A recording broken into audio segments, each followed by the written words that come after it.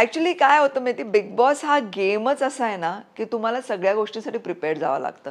कारण कोण कुठली स्ट्रॅटेजी घेऊन येतंय तुम्ही अंदाज नाही काढू शकत. तुम्ही कितीही बिग बॉस सीझन बघितलेत तरी तिथं जाऊन वेगळंच काहीतरी घडत असतं. माझ्या बाबतीत असं झालं की मी बिग बॉस सीझन बघितले नव्हते, कारण मी तुला म्हटलं तसं माझं काम, माझा अभ्यास, माझं काम, माझी फॅमिली, एवढंच मी विश्व माझं मी मर्यादित ठेवलं आणि सोशल फंक्शन्स, इव्हेंट्स जे पण असतील ते. पण असं माझी करमणूक करून घेण्यासाठी बिग बॉस बघत बसली आहे असं कधी घडलंच नाही. त्यामुळे मला एक्झॅक्टली गेम प्लॅन माहीत नव्हता तिथं जाईपर्यंत. मी एवढंच मनात ठरवलं होतं की मी माझ्या गोष्टी ज्या मला सुचतील त्यावेळेस माझ्या या पूर्ण आयुष्याच्या अनुभवावरून तशी मी ऑर्गॅनिकली वागणार तिथे. आणि टास्कला तर मी तोडेन, कारण मी स्पोर्ट्स पर्सन आहे. मला आवडतं जे पण टास्क आहेत, कॉम्पिटिशन्स असतात ते सगळं करायला आवडतं. आणि ॲज आय सेड सुरुवातीलाच मला चॅलेंजेस घ्यायला आवडतात. त्यामुळे मला जेव्हा ही ऑफर आली तेव्हा मी आधी म्हटलं की मलाही तोच समज होता की भांडणच असतं त्याच्यामध्ये. म्हटलं माझा एवढा भांडकुळ स्वभाव नाही आहे. तर ते म्हणाले नाही आम्हाला कोणीतरी समंजस पाहिजे. म्हणजे असं मला त्यांनी उगाच ते कॅरेट दिलं गाजर समंजस पाहिजे. म्हटलं अच्छा. म्हणजे मी त्यात जरा हे झालंय, हॅपी झाले की ओके समंजस ठीक आहे. मग मी नवरा आणि मुलगा दीपक बॉबी दोघांना विचारलं तेव्हा no you are not going. 3 महिने सोडून जाणार तू आम्हाला? नाही. मग आईला सांगितलं. आई फार एक्सायटेड. हो गॉड. आई म्हणाली काय तुला बिग बॉस ऑफर आली आहे, जा जा जा. तिने एवढं असं छानपैकी मला कन्व्हिन्स केलं ना की तू जाच जा. मग मी ह्या लोकांना कन्व्हिन्स केलं, दीपक आणि बॉबीला. ते म्हणाले तुला जायचं तर जा, पण actually you are not made for it. म्हटलं मला माहीत नाही काय घडणार तिथे, पण मी चॅलेंज एक्सेप्ट करेन आणि मी माझी जशी आहे तशी मी तिथं वावरेन. मला काही कोणाचं अनुकरण करायची गरज नाही. मी आजपर्यंत कोणा कॉपी पण नाही केलं. ॲक्टिंगच्या बाबतीत असो, माझ्या आयुष्यात गोष्टी ज्या घडल्या त्या मी स्पॉन्टेनियसली रिॲक्ट केल्यात. पण तिथे पण तसंच करेन.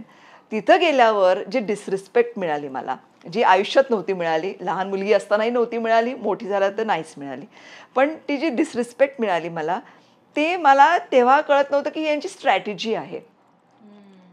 ती स्ट्रॅटेजी असते अगं. त्यामुळे त्याला पण तुम्ही एक पिंच ऑफ सॉल्ट घेऊन असं विसरायचं असतं. तिथून मी पेशन्सनी वरती आले. माझा पेशन्स आहे मध्ये किंवा माझ्यामध्ये ते मी जसा स्वभाव आहे तसं मी हँडल करत सिच्युएशन, ह्या नेचर असल्यामुळे मी 100 दिवस राहिले, फायनलिस्ट म्हणून आले बाहेर. पण ते ॲग्रेशन जर असेल ना तुमच्यामध्ये नियमित किंवा एका प्रमाणात, तर तुम्ही ते जिंकू शकता. बरोबर. तुम्ही इमोशनली खूप स्ट्रॉंग असलं पाहिजे. जे मी तिथं रडले असले तरी मी स्वतः आतून स्ट्रॉंग होते खूप. डोळ्यातनं पाणी आपोआप निघतं काही ना काही सिच्युएशनल, पण ते मनातून तुम्ही स्ट्रॉंग. आता मी म्हटलं ना तसं बॉबी आला होता मला फॅमिली वीकमध्ये भेटायला. त्याने मला सांगितलं की यू आर व्हेरी स्ट्रॉंग मामा, तू खूप आवडतेस लोकांना.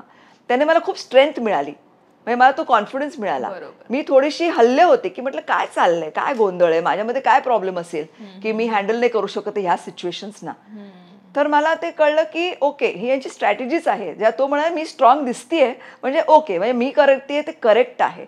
आणि मी तशीच मग पुढे अजून जोमानं गेले, त्या कॉन्फिडन्सने अजून पुढे जात गेले. मग असं माझा तो प्रवास होता. पण हे डिसरिस्पेक्ट करणं किंवा मानहानी आणि एकूणच तोडफोड करणं, तुमचं आता तर काही नाही आहे, उद्या तुमचं सगळ्या कॉस्ट्युमची बॅग पाण्यात जाणार आहे, तुमचा मेकअपचं किट कुठंतरी बाहेर फेकला जाणार आहे. ह्या सगळ्या गोष्टींसाठी प्रिपेअर होऊनच तुम्हाला जायला पाहिजे, नाही तर नका जाऊ. बरोबर. या गोष्टी समजायला वेळ लागतो, त्या पटापट समजल्या पाहिजे. आतमध्ये वेळ नाहीये, आतमध्ये वेळ नाहीये. त्यामुळे मी ते पटकन समजले त्या गोष्टी की असं असं घडणार आहे माझ्या बरोबर. आणि कारण मी कोणाबरोबर काम नव्हतं केलं ना, त्यामुळे माझी फ्रेंडशिप नव्हती कोणाशी. सगळा नवीन संच होता. मी एकटीच आधीची होते की जे माझ्याबरोबरचं ओळखीचं कोणीच नव्हतं. मग तू बाप्पा म्हणाला सिनियर आहे, पण बाप्पा पण मला ओळखीचा नव्हता. आम्ही कामच नव्हतं केलं, फार क्वचित कधीतरी केलं असेल, पण असं काही बॉन्ड नव्हतं. किंवा अजून कोणी असेल, सुरेखा पुणेकर ताई होत्या, पण त्यांचं माझं बॉन्ड नव्हतं. आम्ही एकत्र एखादा शो केला होता, मी त्यांना म्हणत होते आपण एकत्र करूया, आपण दोघी मिळून लढूया वगैरे, असं काही ना काहीतरी मला वाटायचं. पण ते प्रत्येकाने आपापले एक वेगळे इमेजेस आणि स्ट्रॅटेजीज काढल्या. ठीक आहे, पण मी माझ्या स्वभावाने तिथपर्यंत शेवटपर्यंत मजल गाठली. आणि आय एम हॅपी की मी बाहेर एक छान आता जशी आत गेले तशीच बाहेर आले आणि लोकांनी माझ्यावर खूप प्रेम केलं त्या ह्याच्यामुळे बिग बॉसमुळे. त्यामुळे तो निर्णय चुकीचा होता असं नाही वाटत आहे तुम्हाला? अजिबात नाही, अजिबात नाही. जे झालं ते चांगलं झालं. आणि इनफॅक्ट आज मला लोक म्हणतात तुम्ही अशा बिग बॉसमुळे झालात का इतक्या शांत? म्हटलं अहो मी अशीच आज जसं बघितलं तशीच आहे मी. म्हटलं मी नाही फार भांडाभांडीमध्ये पडत. मला माहिती की सॉर्ट आउट होतात गोष्टी शांतपणे सुद्धा, तर तशीच आहे मी. त्यामुळे तुम्ही आता म्हणालात की तिथे ती स्ट्रॅटेजी असते, त्यामुळे जरी डिसरिस्पेक्ट झाला तरी ते ठरवलेलं असतं की काय, तिथे सगळे ठरवतात आपापली स्ट्रॅटेजी. त्यामुळे आता नुकतंच जर बिग बॉसचं म्हणायचं झालं तर वर्षाताईंना पण आता महाराष्ट्रातून राग व्यक्त केला जातोय की ही मुलगी असं कसं म्हणू शकते एवढ्या मोठ्या ऍक्ट्रेसला. करायला नाही पाहिजे ते, तिच्यासाठी चुकीचं आहे, निकीसाठी ते चुकीचं असेल. पण वर्षानेही स्ट्रॉंगली उभं राहिलं पाहिजे असं माझं म्हणणं आहे. तिनं हल्लं नाही पाहिजे. हे होणार, या गोष्टी होणार. कारण प्रत्येकाला शेवटी दुसऱ्याला बाहेर काढायचंय ना जिंकण्यासाठी. जिंकणार कसं नाही तर? बरोबर. एकमेकाचं उदो तुम्ही करत बसलात तर तुम्ही जिंकणार कसे? तो इंडिव्हिज्युअल गेम आहे, बरोबर, सायकोलॉजिकल गेम आहे.